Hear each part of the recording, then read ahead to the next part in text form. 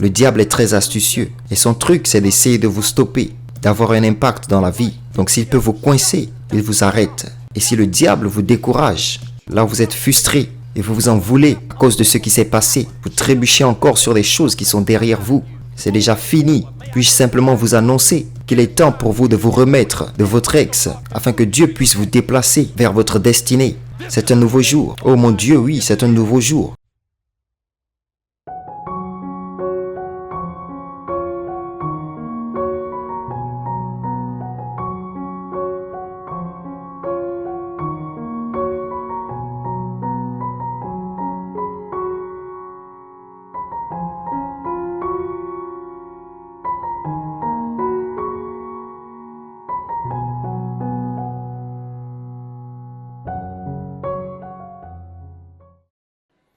Pourquoi continuerez-vous à retourner à votre vomi? Quelque chose dont il vous a déjà délivré, c'est déjà terminé. Combien de temps? Il vous pose une question. Et chaque fois que Dieu vous pose une question, il ne demande pas d'information. Il essaie d'éveiller une conscience en nous. Donc s'il vous pose déjà une question, combien de temps? Il sait combien de temps. Il vous dit que ça fait trop longtemps et qu'il est temps d'arrêter de vous morfondre et commencer à bouger. Parce que c'est si facile d'être gêné. Et gêné par quelque chose qui vous est arrivé. Je ne peux pas vous dire combien de personnes dans ce monde trébuchent encore à cause des choses qui sont derrière elles. Pourquoi continuerez-vous à trébucher sur des choses qui sont derrière vous? Donc le viol arrive, les abus arrivent, les agressions sexuelles arrivent, mais c'est terminé maintenant. Oui, le divorce a eu lieu, alors il vous a quitté. Oui, elle vous a quitté. Allez-vous être cette victime pour le reste de votre vie?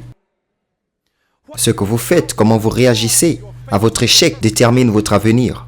Comment vous réagissez à votre échec détermine votre avenir. Vous ne pouvez pas contrôler ce qui vous arrive, mais vous avez la capacité totale de contrôler si cette chose est reportée ou non dans votre avenir. Et ne laissez donc pas ce qui vous est arrivé, les erreurs qui vous embarrassent. Elles se sont produites, c'est réglé, c'est fini, c'est sous le sang. Laissez-le tranquille. Combien de temps allez-vous pleurer sur quelque chose que Dieu a dit? J'ai déjà séparé vos péchés aussi loin que l'Est de l'Ouest. Je les jeté dans la mer de l'oubli. Je ne me souviens même pas de ce dont tu parles. Pourquoi vous souvenez-vous encore et vous pleurez sur quelque chose que j'ai déjà oublié? Pourquoi? Il nous pose une question en essayant de nous sortir d'un endroit parce que le diable veut juste vous coincer quelque part. Il veut vous coincer à cause de qui vous a quitté et qui est mort. Et maintenant vous êtes tellement traumatisé. Et certains d'entre vous souffrent des troubles de stress post-traumatiques. Et maintenant vous êtes plongé dans une dépression et une stupeur. Votre vie est dans un tunnel parce que vous ne savez pas comment passer à autre chose à cause de ce qui vous est arrivé. Et vous organisez des petites fêtes et personne ne veut venir à votre petite fête. Vous riez et le monde rit avec vous. Et vous pleurez, mon frère, ma soeur. Vous pleurez seul parce que c'est triste. Nous avons assez de gaieté en nous. Nous n'allons pas souffrir à cause de votre douleur. Nous n'allons pas répondre à votre appel. Nous voyons votre nom apparaître sur l'appel. Vous pouvez simplement l'oublier. Nous allons vous bloquer. Vous devez être très prudent afin de ne pas laisser les choses qui vous sont déjà arrivées vous gâcher. Parce que écoutez, voici l'affaire. Le diable est très astucieux. Et son truc, c'est d'essayer de vous stopper, d'avoir un impact dans la vie. Donc s'il peut vous coincer, il vous arrête. Et Dieu est une chose mouvante. Chaque fois que vous le voyez, l'Esprit de Dieu, vous le voyez s'ouvrir dans Genèse. Et l'Esprit de Dieu se mouvait à la face des profondeurs. C'est quelqu'un qui bouge. Vous voyez dans le dernier verset de l'Apocalypse, ainsi vient le Seigneur Jésus. Il est toujours en mouvement. Son surnom c'est Aller. Pourquoi penserez-vous que Dieu s'asserait quelque part? Dieu dira, écoute, va, Abraham, dans un endroit où je te montrerai la grande commission. Ce que Dieu nous a donné comme dernière commission, la grande commission, devrait être la première priorité. Allez dans le monde entier. Il a dit allez, allez. Dieu est toujours connecté au mouvement. Le succès est toujours lié au mouvement. Vous ne trouvez pas des gens qui réussissent assis. Peu importe ce qui se passe.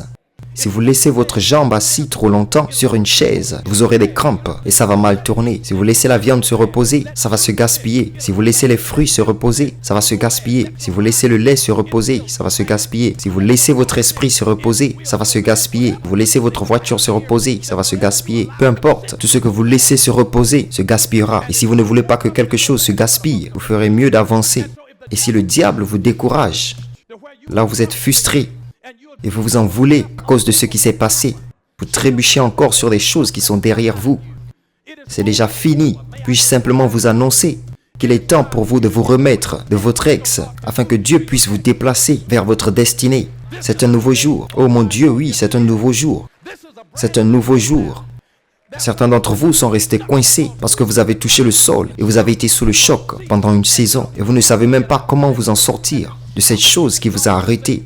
Et Dieu dit les mêmes paroles prophétiques qu'il a dit à son prophète le plus prééminent, Samuel, qui a prophétisé pendant 40 ans à Israël. Jamais aucune des paroles prophétiques qu'il a prononcées s'est réalisée. Mais ouais, mais pourtant déprimé, béni mais coincé dans un endroit et ne sait pas comment faire tomber le nuage noir au-dessus de sa tête. Quelqu'un sait de quoi je parle. Quand Dieu maintenant nous pose la question, combien de temps allez-vous pleurer sur ce que j'ai déjà rejeté? Réalisez-vous que le rejet de l'homme, c'est la direction de Dieu? Comment quelqu'un ose-t-il penser que parce qu'ils vous quittent, qu'ils ont interrompu votre destinée et l'ont fait dérailler pour empêcher que cela arrive? Laissez-moi juste vous annoncer que si quelqu'un a le droit absolu de sortir de votre vie, cela signifie immédiatement qu'ils n'ont pas joué un rôle important dans l'accomplissement de votre destin. Il ne donnera jamais à quelqu'un d'autre le pouvoir de contrôler votre destin en sortant de votre vie et en vous laissant bloquer. Ils pensent que parce que vous ne les avez pas, si vous perdez un agent, vous pouvez en avoir un autre. Si vous perdez une entreprise et cette chose particulière, vous pouvez en obtenir une autre. Vous n'êtes pas obligé de les avoir. Ce n'est pas la seule façon, c'est une solution, mais pas la seule. Et mon Dieu est capable de faire abondamment et sur tout ce que vous pouvez demander ou même penser.